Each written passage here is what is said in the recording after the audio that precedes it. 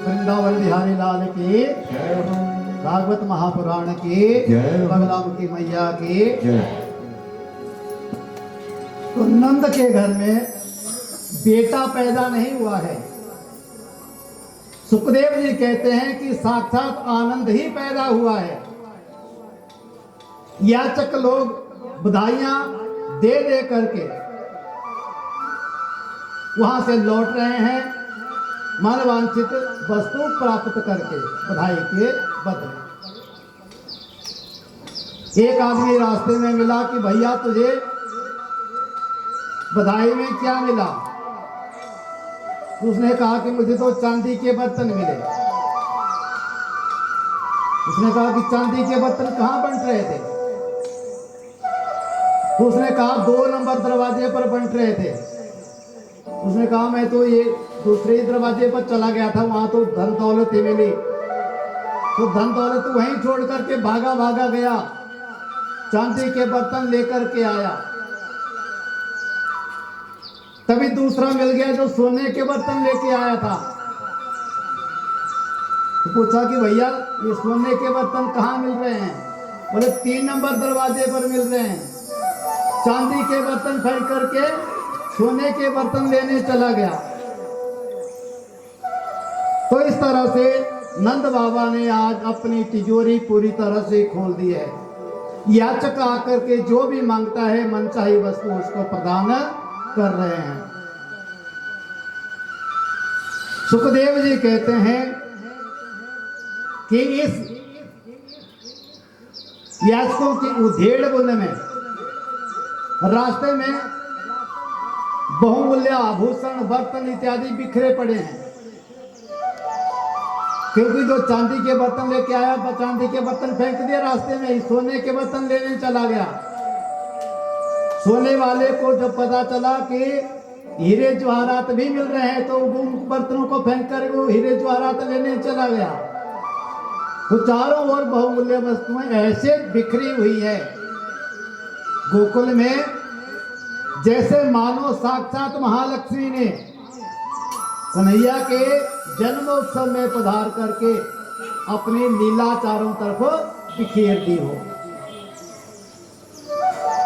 इस तरह से बड़े आनंद का, बड़े हर्ष उल्लास का वातावरण पूरे गोकुल में बना हुआ है। और कन्हैया का जन्म का उत्सव मनाते मनाते कई दिन हो गए। तो एक दिन नंद बाबा को ध्यान आया कि अरे कंस का टैक्स तो मैंने अभी तक दिया ही नहीं, राजकर तो अभी जमा ही नहीं करवाया है और उसका समय निकल रहा है। नंद बाबा के यहाँ 9 लाख गायें हैं जिन पर कंस ने टैक्स लगाया है और वो टैक्स प्रतिवर्ष जैसे हम इनकम टैक्स देते हैं उसी तरह नंद बाबा को भी टैक्स कंस के महल में उसके खजाने में जाकर के जमा करवाना पड़ता है। तो जितने ग्वाल वाल थे सब आनंद मना रहे थे। उनसे नंद बाबा ने कहा कि आप लोग कन्हैया का जन्म उत्सव मनाओ, मैं जाकर के कंस का कर चुकाता हूँ और कर चुका करके जल्दी लौट आऊंगा। तो ग्वालों ने कहा कि कोई बात नहीं बाबा, तुम निश्चिंत होकर के जाओ, हम सब कुछ संभाल लेंगे। तो नंद बाबा ने बैलगाड़ियों में बहुत से दूध दही मक्खन घी इत्यादि के मटके रखे और उनको टैक्स के रूप में जमा करवाने के लिए कंस के पास पहुंच गए। तो कंस ने कहा कि बाबा इस बार कर जमा करवाने में विलंब कैसे हो गया, देर कैसे हो गई? तो नंद बाबा कहते हैं कि महाराज आपके आशीर्वाद से बुढ़ापे में मेरे यहाँ बेटा पैदा हुआ है। तो कंस बोला, अरे नंद बाबा तेरे यहाँ बेटा हुआ है? बोले हाँ महाराज, आपका आशीर्वाद है। मैंने तो उम्मीद ही छोड़ दी थी, लेकिन संतों के आशीर्वाद से बेटा हो गया। और उसकी जन्म की खुशी मनाने में मैं इतना व्यस्त हो गया, इतना पागल हो गया कि आपका टैक्स जमा करवाने की सुध नहीं रही। हम आपसे क्षमा चाहते हैं। कंस ने कहा कोई बात नहीं, आगे से ध्यान रखना, लेकिन बड़ी खुशी की बात है कि आपके यहाँ बेटा हुआ है,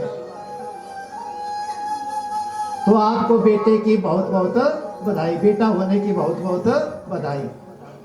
अब कंस को क्या खबर कि उसका काल नंद बाबा के घर में ही बैठा हुआ है। और जब नंद बाबा कंस के साथ बातें कर रहे थे तो वसुदेव जी दूर से देख रहे थे। वो घबरा गए, अरे राम राम, ये नंद बाबा अपने बेटा को, अपने क्या मेरे बेटे को वहां अकेले छोड़ के आ गए हैं कंस से मिलने के लिए, और स्वयं इसको सूचना दे रहे हैं कि मेरे यहाँ बेटा हुआ है, कहीं मेरे बेटे पर संकट ना आ जाए। क्योंकि कंस ने आदेश दे रखा है, जब योग माया ने उनको कहा था, भगवती ने उनको कहा था कि तुम्हारा काल पैदा हो गया है, तो कंस ने आदेश दिया था कि 1 महीने तक के जितने बच्चे हैं मथुरा में, ब्रज में, गोकुल में, आसपास जितने भी, उन सबको मार डालो। तो वसुदेव चिंतित हुए। जैसे ही नंद बाबा बाहर निकले तो वसुदेव जी उनसे मिलने आ गए। कहा कि नंद बाबा राम राम। नंद बाबा बोले, भैया वसुदेव कहो, कैसे हो, ठीक हो? तो नंद बाबा ने कहा कि हम ठीक हैं, और तुम्हारे घर में जो बालक पैदा हुआ है उसकी खबर भी मुझे लग गई है, इसलिए आपको बहुत बहुत बधाई। आपने तो नहीं बताया, लेकिन मुझे दूसरों से पता चल गया। नंद बाबा हाथ जोड़कर बोले कि वसुदेव भैया माफ करना, बेटा तो अवश्य हुआ है, लेकिन मैंने संकोच के कारण तुमको खबर नहीं की, क्योंकि मैंने तेरे बारे में सुन रखा था कि तेरे 8 बेटे हुए और पापी कंस ने एक एक करके सबको मार दिया।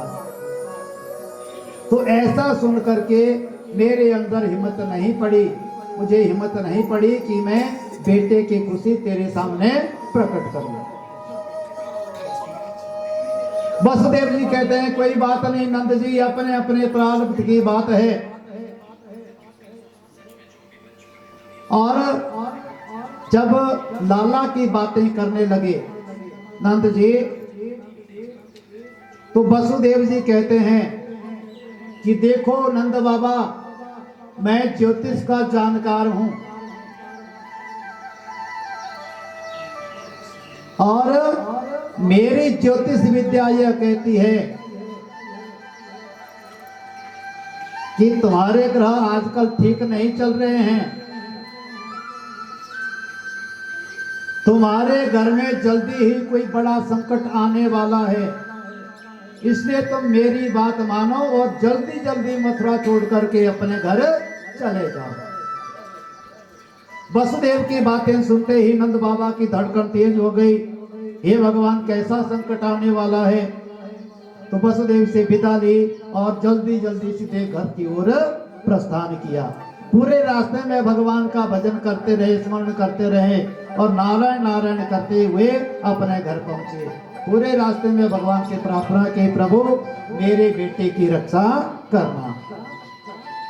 लेकिन नंद बाबा घर नहीं पहुंच पाए थे, उससे पहले ही कन्हैया की मौसी पहुंच गई, पूतना।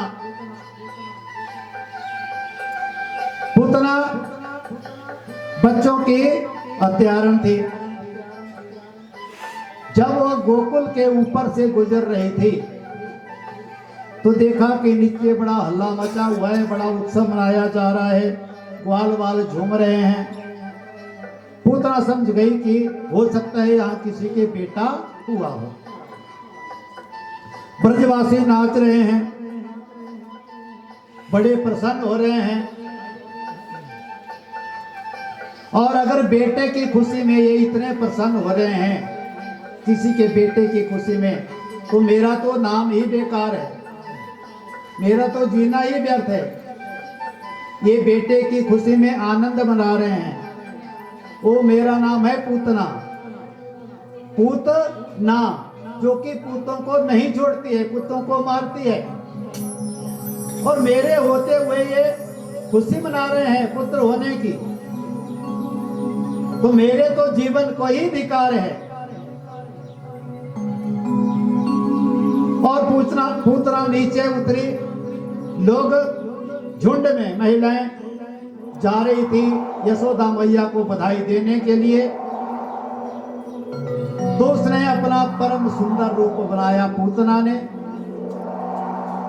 और कमल में हाथ लेकर के घूमती हुई गोपियों के झुंड में मिल गई, जो कि यशोदा मैया के पास बधाई देने जा रही थी। सुखदेव जी कहते हैं कि पूतना इतनी सुंदर लग रही थी कि मानो साक्षात महालक्ष्मी ही हो। सभी के मन का हरण करती हुई, सबको अपने अपने रूप से मोहित करती हुई पूतना